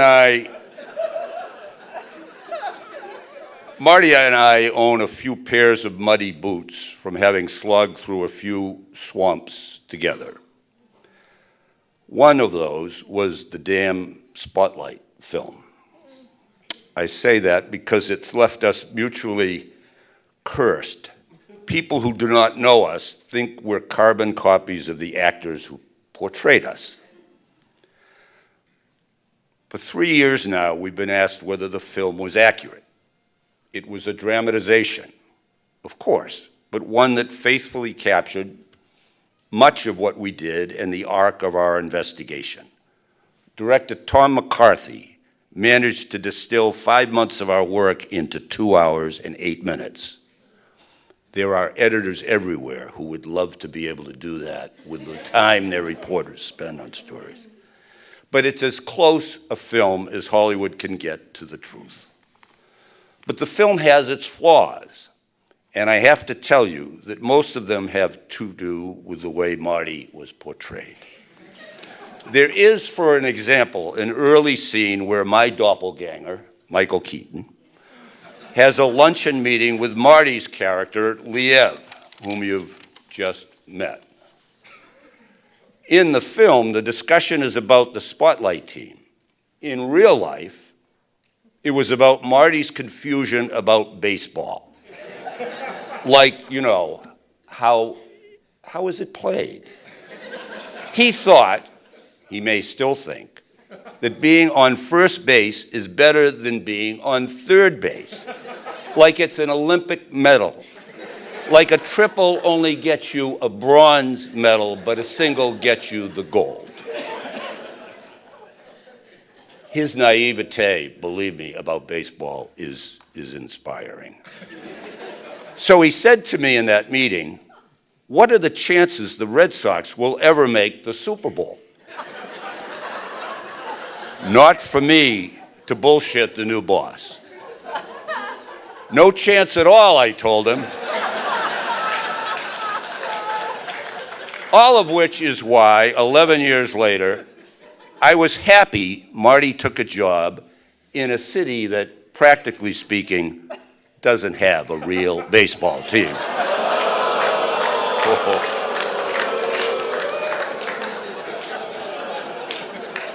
And that's not all.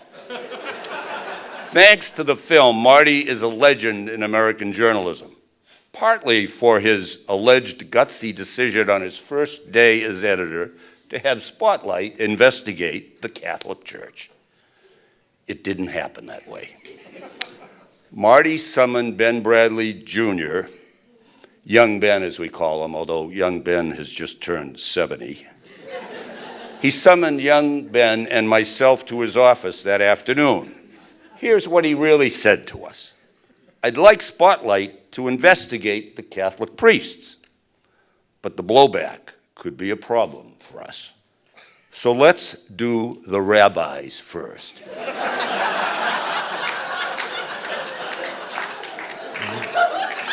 Ben and I talked him out of it.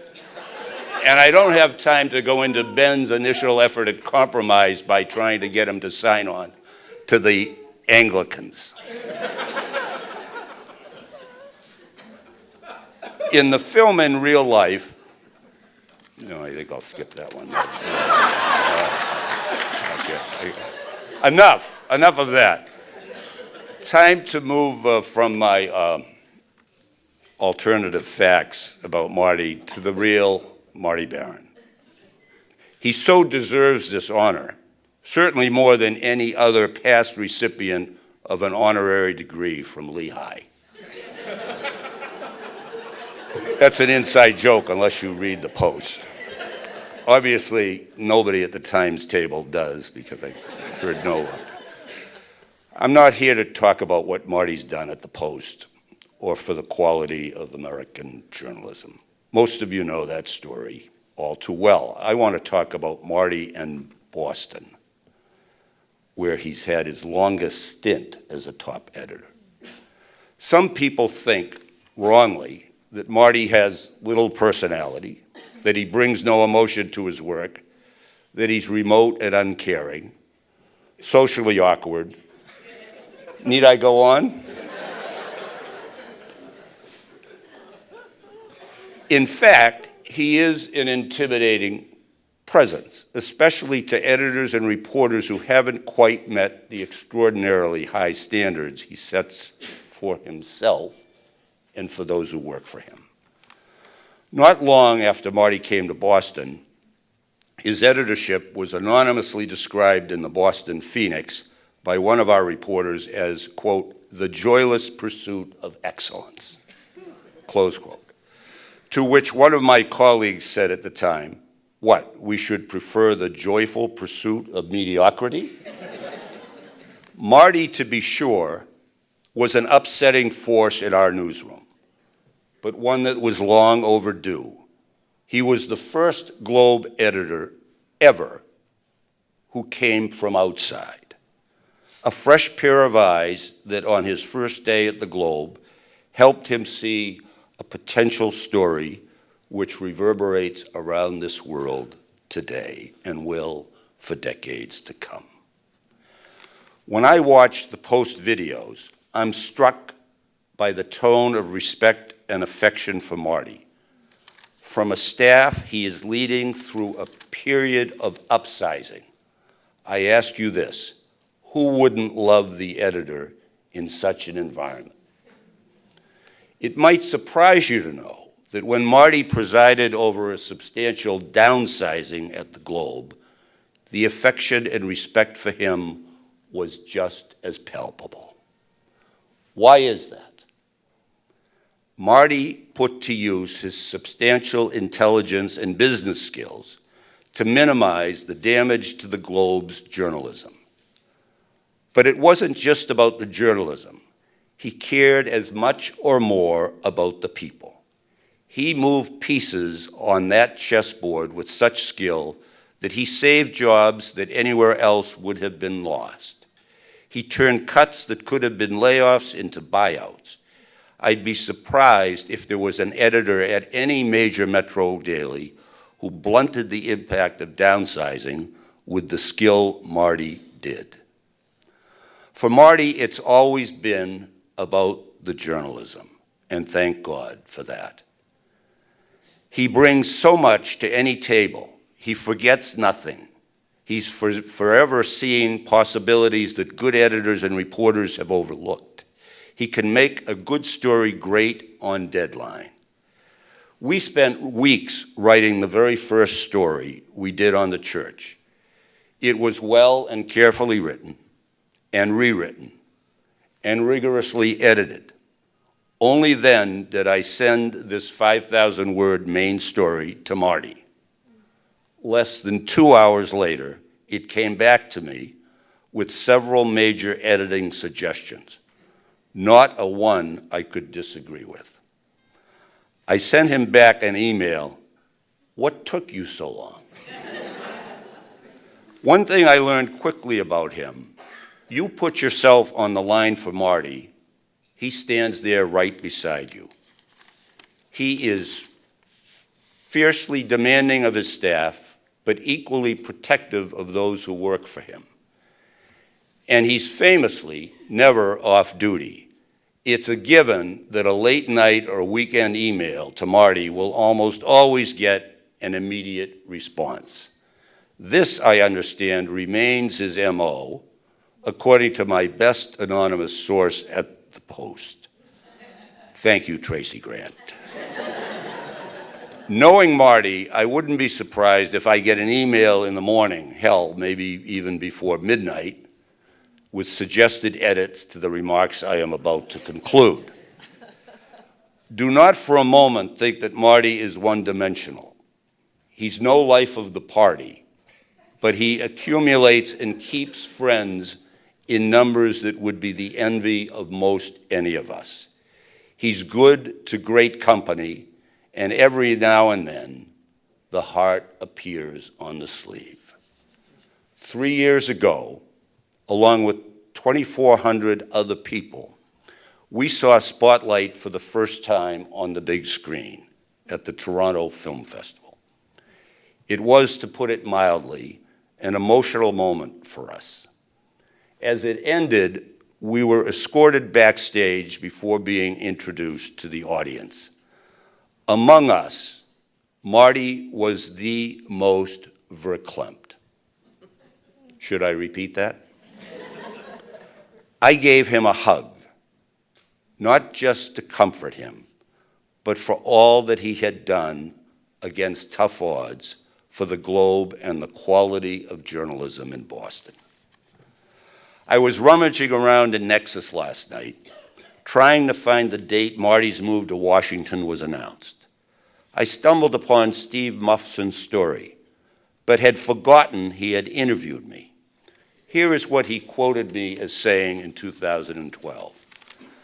I think it would be hard to argue that there is a better newspaper editor around. Marty, I owe you an apology for that. That was an understatement then. It is a much greater understatement now. Thank you.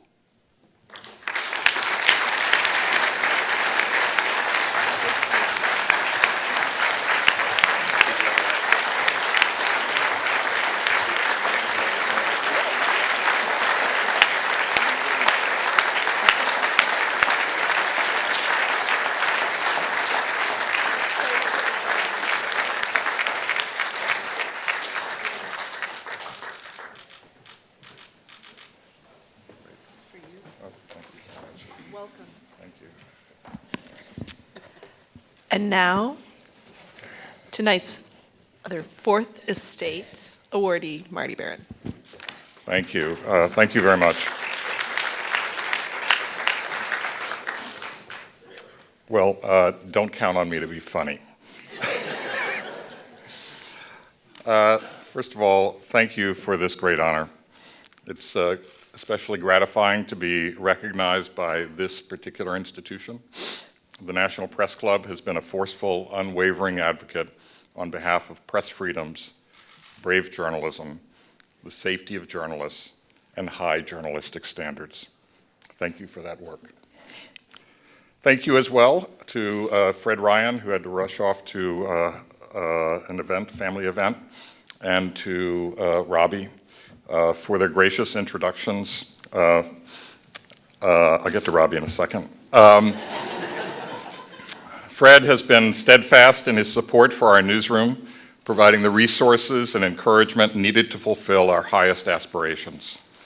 In speaking out about Jamal Khashoggi, he has been a clear voice of conscience on behalf of free expression, truth-telling, human rights, and basic humanity.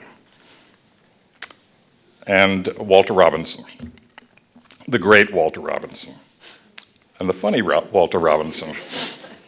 The luckiest thing about my going to Boston in 2001 was getting to work with Robbie, one of the world's greatest investigative journalists. His instinct for a story, his savvy about how to pursue it, his persistence, and his moral compass define the soul and spirit of journalism. Because of his dogged pursuit of truth as editor of the Spotlight team, the Globe documented the decades-long cover-up of clergy sexual abuse within the Catholic Church.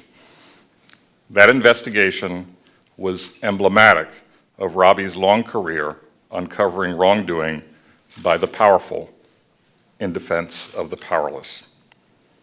And so, as a result, I have finally, grudgingly, accepted that Michael Keaton had a bigger speaking role than Liev Schreiber.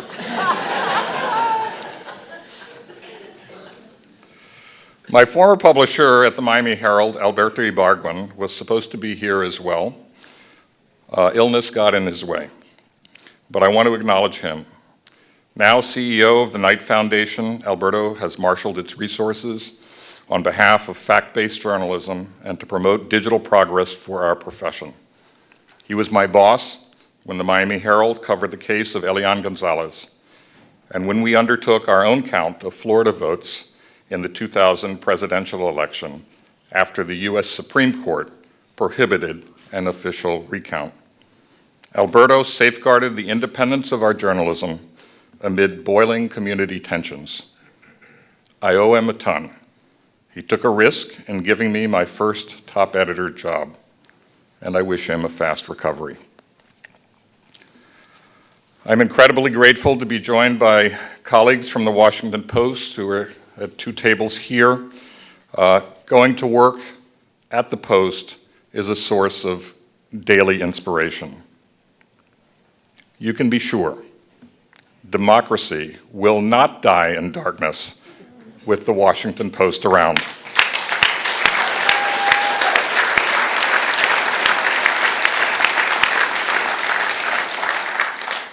I was proud to be selected as executive editor 6 years ago, and every day makes me prouder still, as we strive to live up to our organization's first principle, written in 1935, to tell the truth as nearly as the truth may be ascertained. When I had to select a career in 1976, I wanted to do something both meaningful and interesting, and I have never regretted my choice. Journalism can influence ordinary people's lives for the better. It is essential to democracy, and it is never boring. And I can think of no more rewarding calling than to be a journalist in these times. Finally, it is wonderful to share this year's award with Dean Baquet, my good friend, and as you all know and all heard, an exceptional journalist.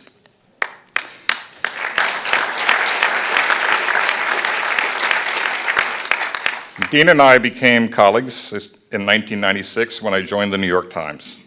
And over the years, as we were asked to lead news organizations, we could count on each other's counsel when there was really no one else to confide in. So Dean and I became each other's therapists. His advice is sound, and the price is right.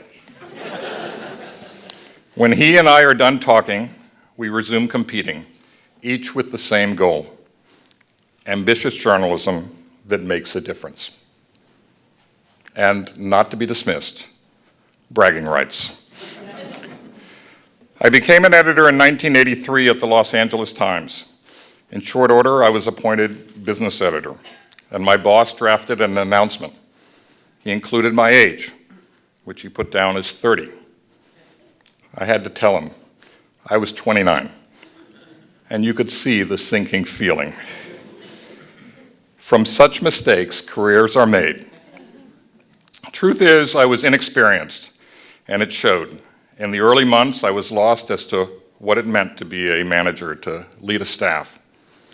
As a reporter, I had known what was expected of me: report the hell out of a story, write it as well as I could, get it in on deadline, try to get along with my editors. I knew what I had achieved.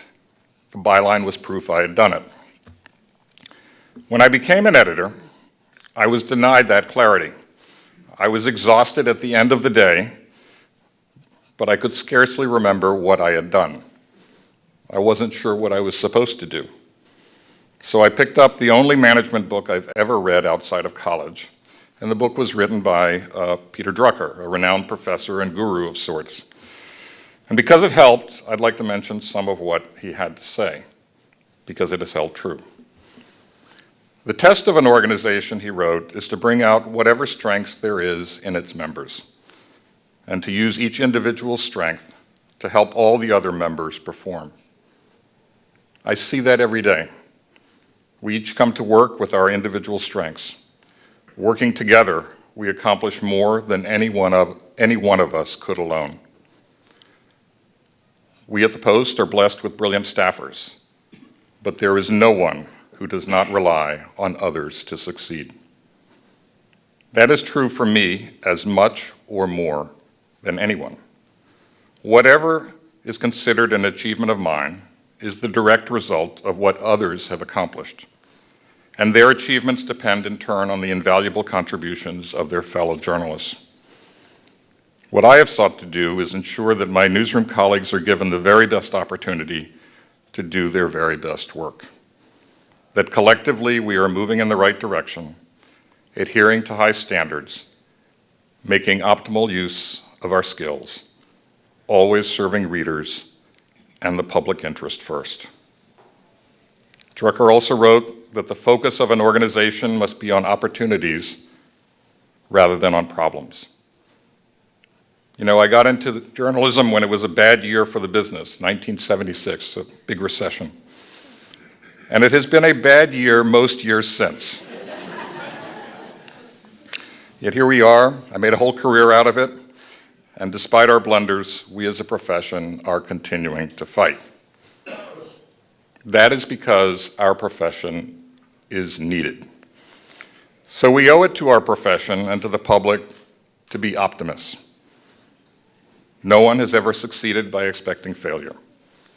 We must be resourceful and enterprising enough to seize the opportunities before us, forever faithful to our values, but always open to new ways of communicating them.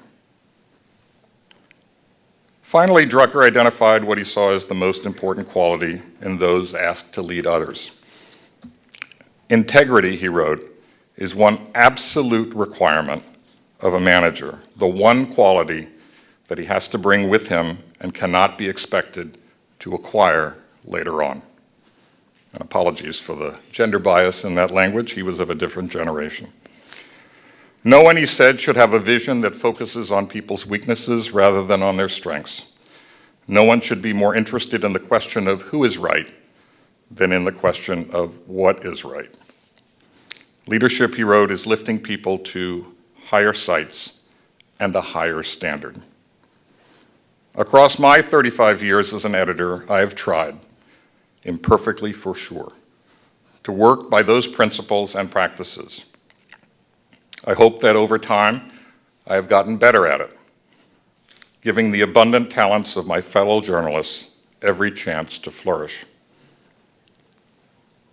At the very heart of integrity for a journalist must also be a firm commitment to the spirit of the First Amendment, and to the founders' conviction that the press is needed to hold government to account. Another quality is essential too, and it was articulated perfectly by the late New York Times columnist Anthony Lewis. The American press, he wrote, has been given extraordinary freedom by the Supreme Court's interpretation of the First Amendment. In return, it owes society courage. Just telling the truth, fairly, honestly, honorably, but also unflinchingly, can often be the most courageous act of all. In too many countries, it will get you killed. I mentioned earlier the first principle of the Post, which applies regardless of who holds power, to tell the truth as nearly as the truth may be ascertained. That suggests that getting at the truth is a process of striving. Truth can be elusive. But that principle also holds that there is such a thing as truth, that it is not just a matter of opinion, or who has the loudest megaphone, or who commands the most power. History teaches that we cannot always rely on our leaders to safeguard free expression in the cause of truth. At times, they have failed miserably. The Sedition Act of 1798 under President John Adams, Sedition and Espionage Acts under Woodrow Wilson, the McCarthy era. Today, we face another threat, arguably more pernicious. This one is to the very concept of truth itself. An assault on our profession, led by the president, has gone on now for years.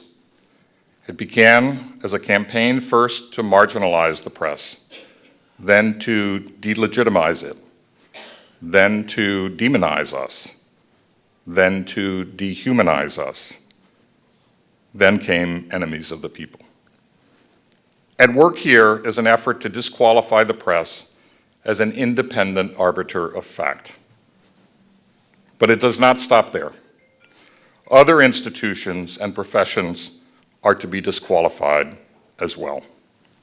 The courts, law enforcement, intelligence agencies, even scientists. Meantime, the information ecosystem is awash in deceit and baseless conspiracy theories, many endorsed or invented by the president himself. The goal is evident, and it is cynical. Obliterate the very idea of objective truth. If we come to feel the truth is unknowable, mission accomplished. People just believe what they would like to believe. If we conclude that everyone is lying for selfish reasons, mission accomplished as well. Then it doesn't matter if our leaders are being untruthful, as long as they serve our individual interests. If we now believe truth can only come from the head of state, then we have surrendered the foundational idea of America. At the Post,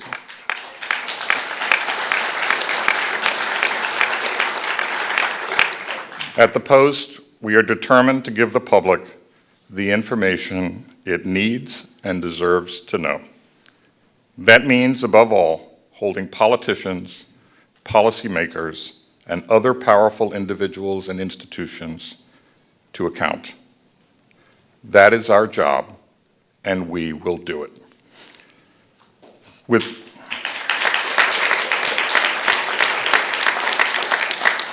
With this award, you honor not only me, but also my colleagues at the Washington Post, whose work is daily testament to that mission.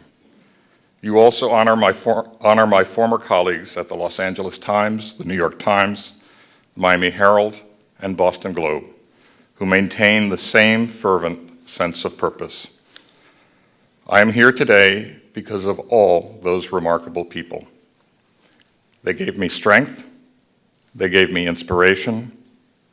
They have my deepest thanks, as do all of you for having me here tonight. Thank you.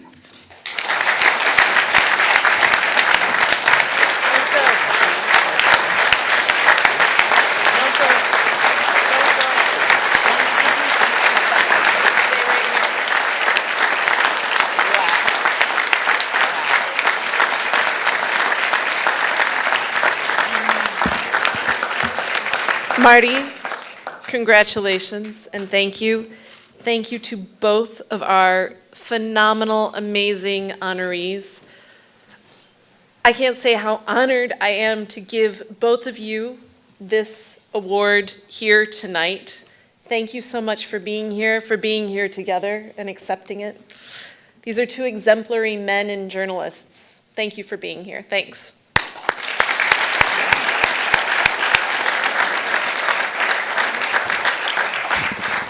Dean, please join us for a final photo, as well as I have something more for both of you. These are your lifetime membership cards to the National Press Club. You don't have to pay a membership fee? You don't have to pay membership anymore. Congratulations. Thank you. Let's take one more photo.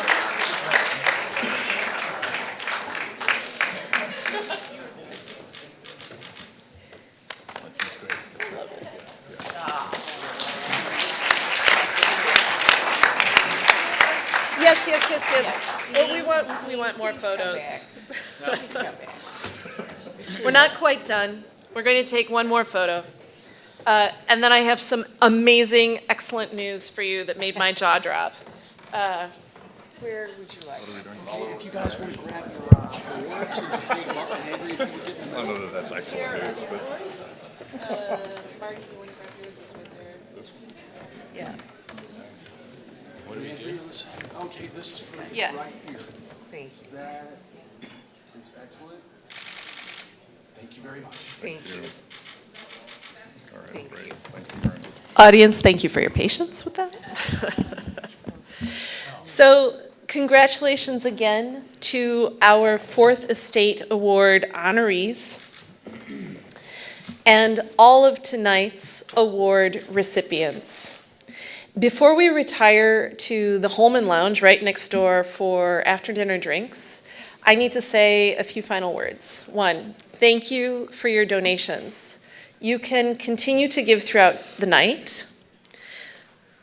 Tonight, we have raised a total for tonight's dinner of more than $131,000, which is a record for the Fourth Estate Awards dinner. Thank you.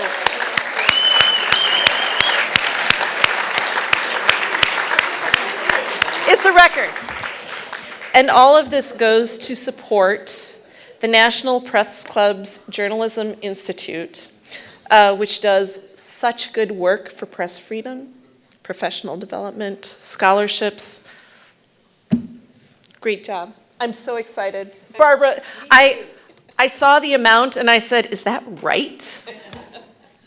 Anyhow, it is. This evening's event would not be possible without the hard work of some very, very special people.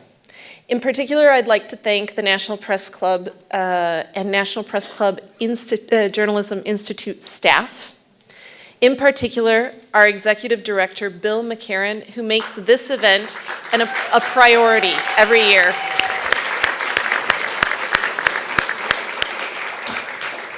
And finally, a word of thanks to all of our members who attended tonight's dinner. You are the club.